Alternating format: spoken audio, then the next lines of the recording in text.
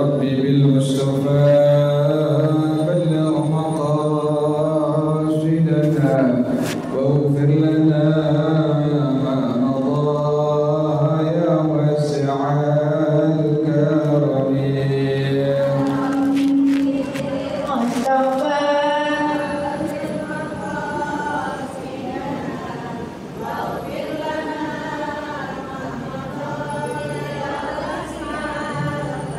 لم يهتلم قد ضاها مطلقا أبدا وما تثاب أصلا في مدى الزمن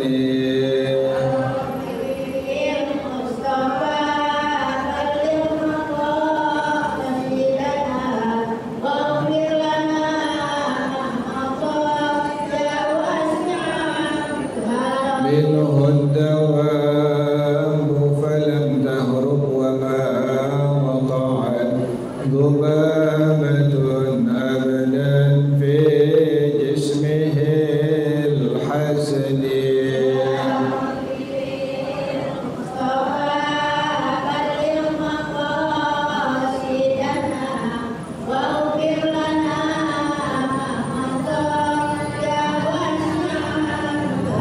بخلفه كأمام رؤية ثبتا ولا يرى أثر بول منه في علن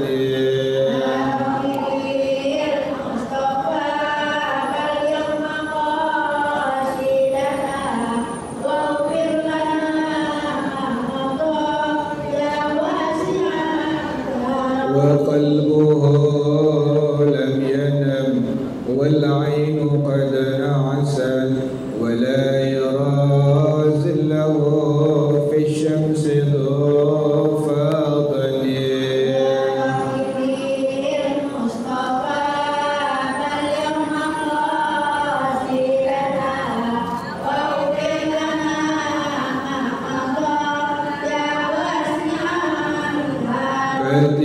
فاتفاه قد علتا قوما إذا جلسوا عند الولادة سفيادا بمختتني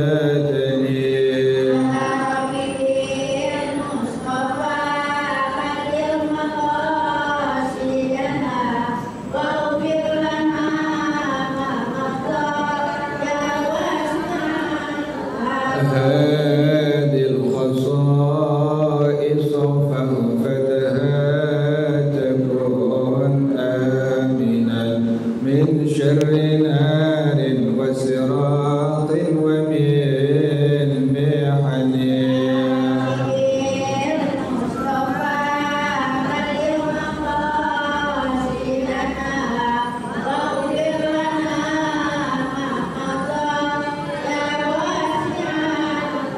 مولاي صل وسلم دائما أبدا على حبيبك خير الخلق كلهم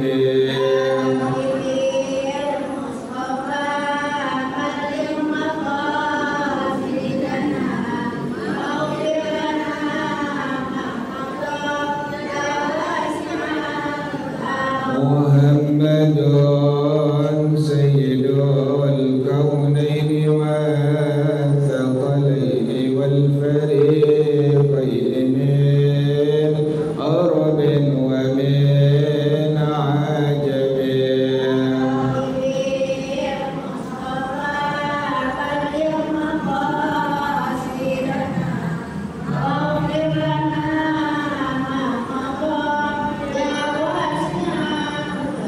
ومن تكن برسول الله نصرته إن تلقه الأسد في آجامها تاجم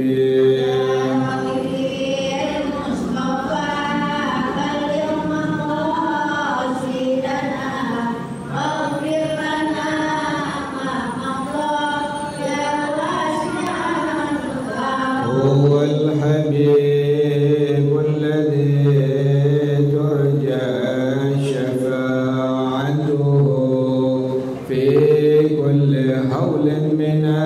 الأهوال مقتهم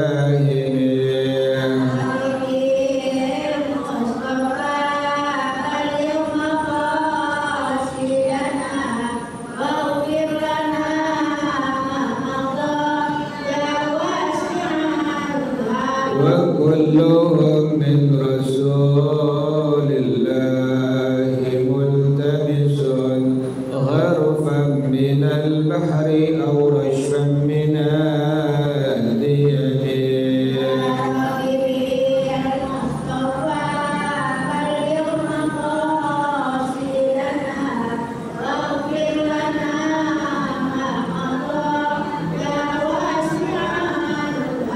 ولن يدرك رسول الله جاءك به إذ الكريم تجلى باسم منتكب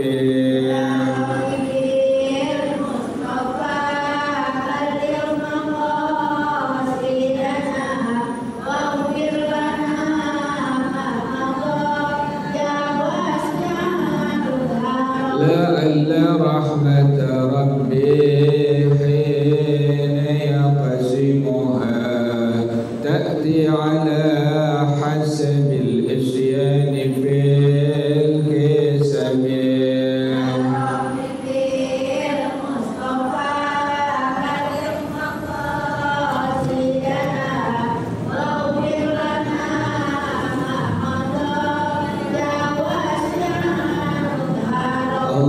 اللهم صل وسلم وبارك عليه وعلى آله رسول الله صلى الله عليه وسلم ثم إلى أرواح آبائه وإخواننا المسلمين والصحابة أجمعين والتابعين لهم بإحسان إلى يوم الدين والعلماء العاملين ثم إلى أرواح آبائنا وأمهاتنا وأجدادنا وجداتنا ومشايخنا ومعلمين في الدين ولجميع المسلمين والمسلمات والمؤمنين والمؤمنات صلى شيخنا ورب أرواحنا الحبيب عبد الرحمن بن أحمد السكاف له شيخنا ورب أرواحنا الحبيب علي بن الحبيب عبد الرحمن السكاف له شيخنا ورب أرواحنا كيف هدي أقدم به بخير وإلى أبو الشيخ سيد محمد بن محمد الشيخ عبد الله بن عبد الرحمن بن الفاضل الحضرمي ورسوله وفروعهم أن الله يغشاهم بالرحمة والمغفرة أن الله يغفر لهم ويرحمهم ويعين ويهديهم لدنا ويعيد علينا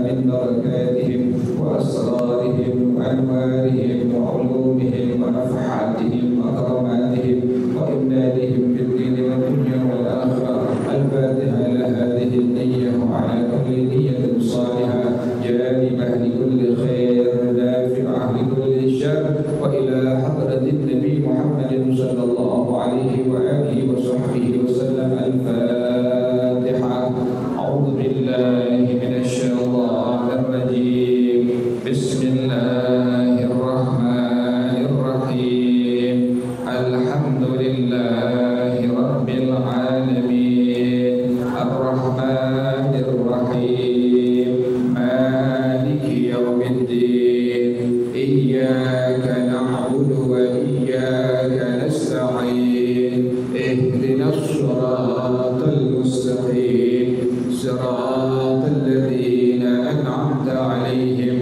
غير المغضوب عليهم ولا الضالين آمين اللهم صل وسلم على سيدنا محمد الفاتح لما أغلق الخاتم لما سبق الناصر الحق بالحق والهادي إلى صراطك المستقيم وعلى آله وصحبه حق قدره ومقداره العظيم اللهم أخرجنا من ظلمات الوهم وأكرمنا بنور الفهم وافتح علينا بمعرفة بمعرفة العلم وحسن أخلاقنا بالحلم وسهل لنا أبواب فضلك وانشر علينا من خزائن رحمتك ya arhamar rahimin. Bacaannya sampai amal awal ya Bu ya. Bentar aku bacaannya sampai amal awal ya. Bismillahirrahmanirrahim.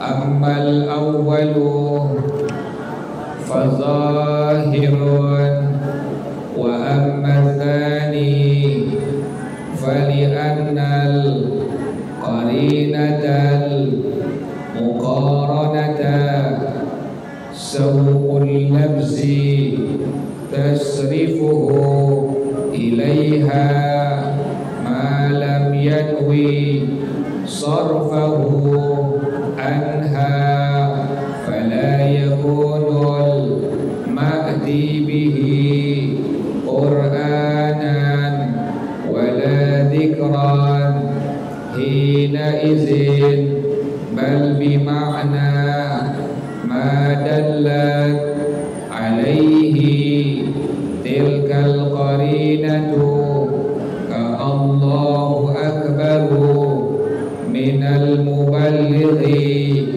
fa innaha bima'na raka'al imamu hakada wala budda fi kulli marratin minan niyyati fa in atlaqa walau fi wahidatin batalat salatuhu wa fihi su'ubatun waktafa al-khatibu bin niyyati fil ula faqat wa ala kullin la tabtulu bihi salatul jahili li'annahu khafiyyun bal i'tamada as-subukiyyu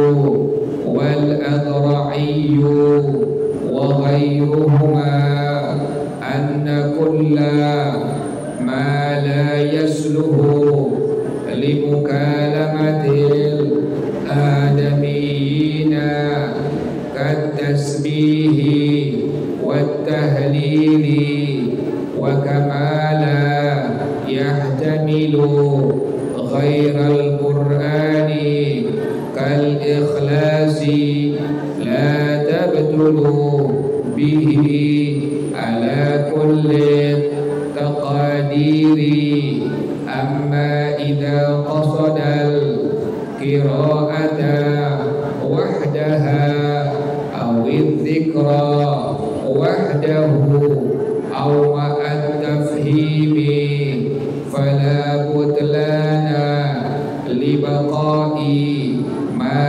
takallama bihi ala mawdu'ihi wa kada ma'al itlaqi inda jam'in wa kharaja binazmil qur'ani mughayyirun nazmi kaya Ibrahimu salamun kun ma lam yaqsid bi kulli kalimatin al-qira'ata ala hiyaliha ma'a fasliha wa kada ma'a wasliha kama fil ghurari wa ghairiha wa fil asli huna bastun wallahu a'lam bissawab. Bismillahirrahmanirrahim. Alhamdulillahi rabbil alamin wassalatu wassalamu ala asyrafil anbiya'i wal mursalin wa ala alihi wa sahbihi ajma'in. Qala Syekhul Imam wal Muallif rahimahullah wa adana an-naf'a bihi wa barakati ulumihi wa bikum fid daraini amin. Qala radhiyallahu ta'ala anhu. Bismillahirrahmanirrahim. Masih melanjutkan keterangan yang kemarin, bahwasanya bila ada orang yang sholat kemudian dia berbicara dengan bahasa Al-Quran,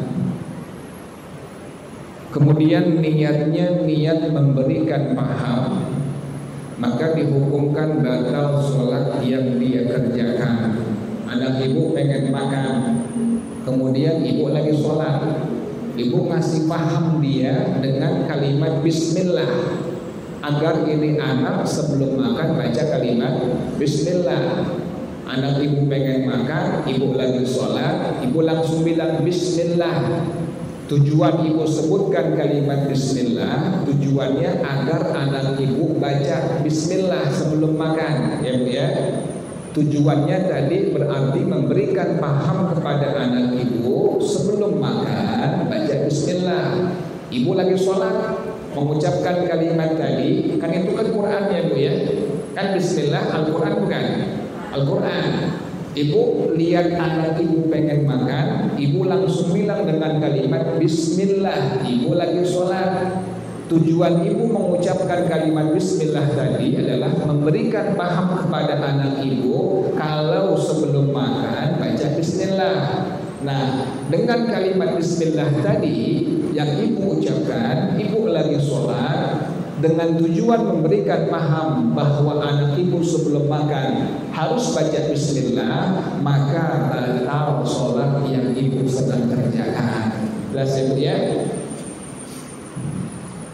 Atau ibu tegur imam yang salah pada rukun-rukun, misalnya sholat maghrib sudah 3 rakaat, imamnya bangun, imamnya kelupaan, ibu spontan langsung ngucapin kalimat Bismillah, ya Subhanallah ya Bu ya. Ibu spontan ya Bu ya, spontan langsung mengucapkan kalimat Subhanallah, dengan tujuan adalah bahwa ibu tegur si imam, ingetin si imam bahwa si imam sembahyangnya itu rokaatnya dia kelebihan karena si imam kelupaan misalnya. Ibu spontan langsung Subhanallah. Maka dengan kalimat Subhanallah tadi tujuannya adalah ibu menegur si imam, mengingatkan si imam akan kelalaian dari si imam tadi, maka dihukumkan sholat yang sedang ibu kerjakan batal. Sering gak begitu Bu? Sering gak begitu Bu? Sering. Nanti insya Allah diterangin oleh pengarang rahimahullah itu keadaan seperti itu. Makanya ibu lebih hati-hati. Jadi kalau pengen ngingetin si imam atau ibu pengen negur si imam pada rukun yang tadi imam kelebihan, maka ada caranya Bu tuh ya. Ada caranya. Jadi nggak langsung spontan ibu langsung ucapkan kalimat Subhanallah. Niat dulu di hati ibu. Aku niat zikir, baru ibu ucapin kalimat Subhanallah. Anak ibu pengen makan, ibu pengen memberikan paham kepada anak ibu sebelum makan baca Bismillah. Ibu niat dulu di hati ibu, aku niat zikir. Hati ibu berbicara, aku niat zikir, baru ibu mengucapkan kalimat Bismillah. Jelas ya Bu ya?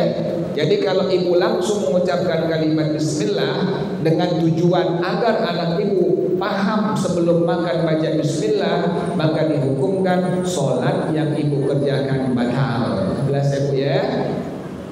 Atau contoh yang ketiga adalah imamnya kelupaan terhadap dari surah yang sedang dia baca. Ini juga sering Bu ini. Imamnya kelupaan dari surah yang sedang dia baca. Misalnya si imam baca surah Al-Hakumut Takatsur hatta zurtumul maqabir kalla sawfa ta'lamun. Lupa si imam ya Bu ya. Si imam lupa, ibu langsung spontan ucapkan kalimat kalla sawfa ta'lamun, tsumma kalla sawfa ta'lamun ya. Ibu dari belakang spontan sebagai makmum langsung ingetin kalimat surah yang imam ayatnya kelupaan. Kalla sawfa ta'lamun, tsumma kalla sawfa ta'lamun. Dengan ayat yang ibu ingatkan kepada si imam tadi, spontan langsung ibu ucapkan, maka sholat yang ibu kerjakan dihukumkan batal. Jelas ya Bu ya? Sering nggak begitu Bu tuh? Sering begitu Bu tuh. Karena ibu belum paham ilmunya, belum ngerti ilmunya, tidak masalah, tidak apa-apa, tidak menjadi apa-apa. Setelah ibu sekarang tahu, maka nanti ibu udah ngerti. Berarti kalau ibu spontan langsung mengucapkan kalimat ayat yang imam kelupaan, sholat ibu bagaimana hukumnya Bu? Langsung batal ya Bu ya. Jadi kalau seandainya pengen nggak batal bagaimana? Ibu niat dulu di hati, aku niat baca Quran. Ya Bu ya, aku niat baca Quran atau aku niat zikir ya Bu ya. Jadi sebelum ibu ingatkan si imam terhadap ayat yang imam kelupaan tadi, hati ibu berbicara, aku niat baca Quran atau aku niat zikir, baru ibu ucapin kalimat ayat yang imam kelupaan. Kalla saufa ta'lamun, thumma kalla saufa ta'lamun. Enggak batal sholat yang ibu kerjakan. Kelas ya Bu ya. Nah besok ibu berarti udah paham sekarang nih. Ibu termasuk orang yang sudah ngerti, sudah paham. Besok kejadian lagi seperti itu, ibu udah paham juga. Kalau saya spontan langsung mengucapkan ayat yang imam kelupaan, maka dihukumkan sholat ibu bagaimana hukumnya Bu? Batal. Jelas ya Bu ya? Nah bagaimana solusi yang berikutnya? Adalah kalau seandainya imam dalam kondisi yang demikian, imamnya kelupaan terhadap ayat yang sedang dia baca, kalla saufa ta'lamun, karena belum bayar cicilan mobil ya Bu ya, belum bayar cicilan handphone, kelupaan kok imam, kalla saufa ta'lamun. Berkali-kali ibu dalam hukum agama, dalam madhab kita, dalam madhab al-Imam Asy-Syafi'i rahimahullah, jangan serta-merta langsung ingatkan si imam pada ayat yang tadi imam kelupaan ya Bu ya. Sampai kapan? Sampai imamnya diam. Tuh Bu, begitu Bu tuh caranya Bu ya Bu ya. Jadi kalau imam udah nyerah ya Bu ya, imamnya udah pakai bendera putih ya Bu, imamnya udah nyerah, imam sudah diam, baru ibu ingatkan si imam pada ayat yang si imam kelupaan. Tapi jangan lupa niat di hati ibu berbicara sebelum mengingatkan imam tadi, aku niat zikir atau aku niat membaca Al-Quran. Baru ibu ingatkan imam pada ayat yang imam kelupaan. Kalla saufa ta'lamun, thumma kalla saufa ta'lamun. Jelas ya Bu ya? Ingetin ya Bu ya. Jadi caranya demikian, cara negor si imam. Tapi yang paling bagus bagaimana bagi si imam? Bagi si imam yang paling bagus kalau kelupaan ayat yang sedang dia baca, sudah rukuk saja ya Bu ya. Nggak perlu diapain, nggak perlu diingat-ingat, nggak perlu susah tuh. Kalau sudah lupa susah, nggak bakal ketemu tuh ayat. Jadi kalau sudah lupa, sudah langsung apa? Rukuk saja. Jadi tidak menjadikan masalah bagi makmum yang di belakang-belakangnya. Jelas ya Bu ya. Kalau ibu jadi imam, ibu kelupaan terhadap ayat, misalnya pas lagi baca ayat, ibu ingat cabai lagi mahal harganya nih. Ibu kelupaan dari ayat yang ibu baca, ibu muter aja. Lebih bagusnya ibu langsung rukuk saja. Jelas ya Bu ya. Kemudian yang kedua, bila ibu ingin tidak batal pada tadi yang disebutkan di atas, maka adalah at-talaqq. Ya Bu ya. Jadi dianjurkan pada hukum agama dalam madhab al-Imam Asy-Syafi'i rahimahullah. Yang berikutnya Bu ini ada muballigh. Muballigh artinya orang yang menyampaikan kepada makmum yang lain bahwasanya si imam sudah berpindah dari satu rukun ke rukun yang lainnya. Ya Bu ya. Muballigh artinya orang yang menyampaikan kepada makmum yang lain bahwasanya si imam sudah berpindah dari satu rukun ke rukun yang lainnya. Yang suka di masjid ya Bu ya, imam Allahu Akbar, ada satu orang muballigh, dia teriak dengan suara yang keras, Allahu Akbar. Ada nggak begitu Bu? Tapi Jakarta jarang ya Bu ya. Tapi masih ada di Jakarta. Sami Allahu liman hamidah Rabbana walakal hamd. Ya Bu ya. Nah itu yang disebut sebagai muballigh ya. Muballigh ini sama seperti kasus yang sebelumnya. Jadi bila ibu menjadi seorang muballigh, kalau perempuan muballighah ya Bu ya, muballighah, maka sebelum ibu mengucapkan kalimat-kalimat takbir intiqal. Takbir intiqal ya Bu ya, takbir perpindahan dari satu rukun ke rukun yang lain disebut sebagai takbir intiqal namanya Bu ya. Ibu pindah dari berdiri ke ruku, itu takbir namanya takbir intiqal ya Bu ya. Ibu berpindah dari diri ke sujud yang pertama, takbir itu disebut sebagai takbir intiqal. Takbir intiqal hukumnya sunnah. Nah, bila ibu menjadi seorang muballighah yang ingin memberikan tahu kepada makmum yang lain bahwasanya si imam sudah berpindah ke rukun yang lainnya, maka sebelum ibu mengucapkan kalimat takbir tadi, niat dulu di hati ibu. Aku niat zikir, baru ibu baca Allahu Akbar. Ya Bu ya.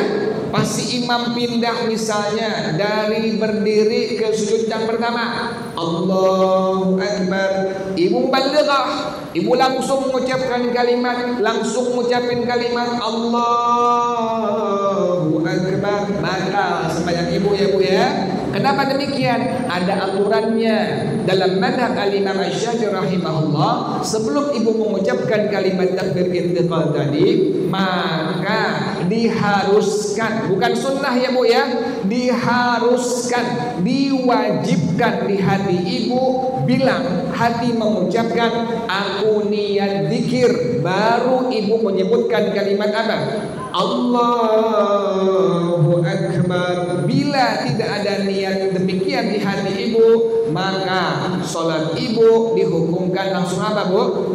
Langsung batal. Jelas ya Bu ya? Tadi ada yang nanya Bu tuh, kita punya jamaah, kucing saya Ciptu ye kena sakit stroke, katanya sekarang pakai pampers. Nanya sembahyangnya gimana katanya? Sembahyang pakai pampers. Setiap kali pengen sembahyang, pampersnya bukain sama anaknya Bu ya. Pampersnya bukain, kemudian dicebokin, kemudian ganti pampers yang lain, diwuduin kalau nggak bisa wudu sendiri. Kalau bisa sendiri wudu sendiri. Kemudian selesai wudu baru sholat. Jadi itu kerjaan seperti itu Bu ya. Bagi orang yang pakai pampers, maka sembahyangnya itu per kali sholat fardu, maka pampers yang pertama itu buka diganti ya Bu ya. Sebelum dipakein yang baru dicebokin dulu ya Bu. Cebokin, pakai pampers lagi, kemudian wudu, baru kemudian sholat. Sama kasusnya seperti perempuan yang terkena darah istihadah.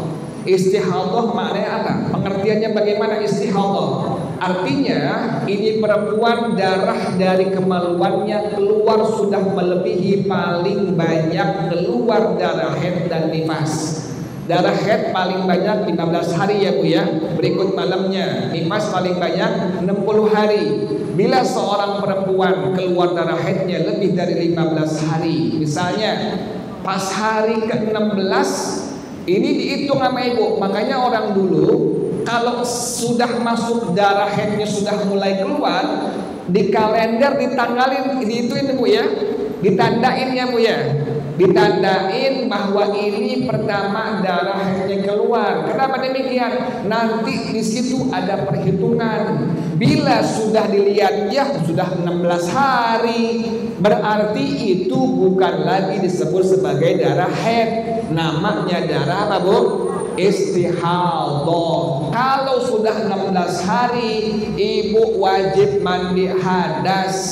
Kemudian ibu wajib sholat yang fardu. Kalau Ramadan ibu wajib puasa Ramadan. Kemudian gimana cara sholatnya? Sementara masih diganjil dengan pembalut. Nah, caranya sama dengan orang yang pakai pampers tadi. Setiap kali ibu pengen sembahyang, pembalutnya ganti, kemudian cebok, bersihkan kemaluannya, kemudian wudhu, kemudian sholat yang fardu. Itulah masalah kasus bagi perempuan yang terkena adalah istihadah. Atau ibu pasca melahirkan, habis melahirkan, ibu kalau bisa itu langsung di kalender tandain hari pertama keluar darah nifas. Kenapa demikian? Nanti khawatir darah nifasnya sudah lebih dari 60 hari. Pas ibu itu sudah lebih dari 60 hari, berarti ibu sudah mengerti darah ini bukan lagi darah nifas, tetapi disebut sebagai darah istihadah. Ibu wajib mandi hadas, wajib ibu sholat yang fardu. Bila Ramadan, ibu wajib mengerjakan puasa Ramadan. Jelas ya bu ya? Sholatnya sama seperti yang tadi, ganti pembalutnya, bersihkan kemaluan ibu, baru kemudian wudu, baru kemudian ibu kerjakan sholat yang fardu. Itu ya caranya bu ya.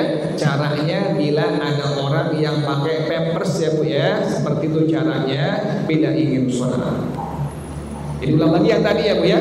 Jadi apabila tadi demikian keadaannya, seorang mubaligh maka wajib sebelum dia mengucapkan kalimat Allahu Akbar, niat dulu di hati ibu ya, aku niat zikir. Baru ibu mengucapkan kalimat Allahu Akbar. Bila tidak ada niat sebelumnya, maka dihukumkan sholat yang ibu kerjakan batal. Jelas ya bu ya. Ini karena ada yang pengen terapi ya bu Haji ya. Jadi orangnya belum datang ya. Belum datang orangnya belum. Soalnya asar jam 3 kurang. Kenapa?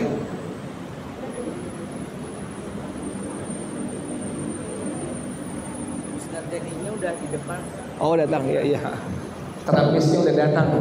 Jadi kita tutup ya bu ya pengajian sebentar doang. Yang penting kita nggak ngeliat ngaji ya bu ya. Nah, ibu kalau yang ada urusan silahkan ibu masing-masing urusannya ya bu ya. Ini ada terapis datang katanya dengan atau apa ini ya. Al-Fatihah. A'udzubillahi minasyaitonir rajim. Bismillahirrahmanirrahim. Alhamdulillahirabbil alamin arrahmanir rahim maliki yaumiddin. Iyyaka na'budu wa iyyaka nasta'in. Ihdinas siratal mustaqim. Shiratal ladzina an'amta 'alaihim ghairil maghdubi 'alaihim waladdallin. Amin. Ya Rabbana a'tarafna bi annana qad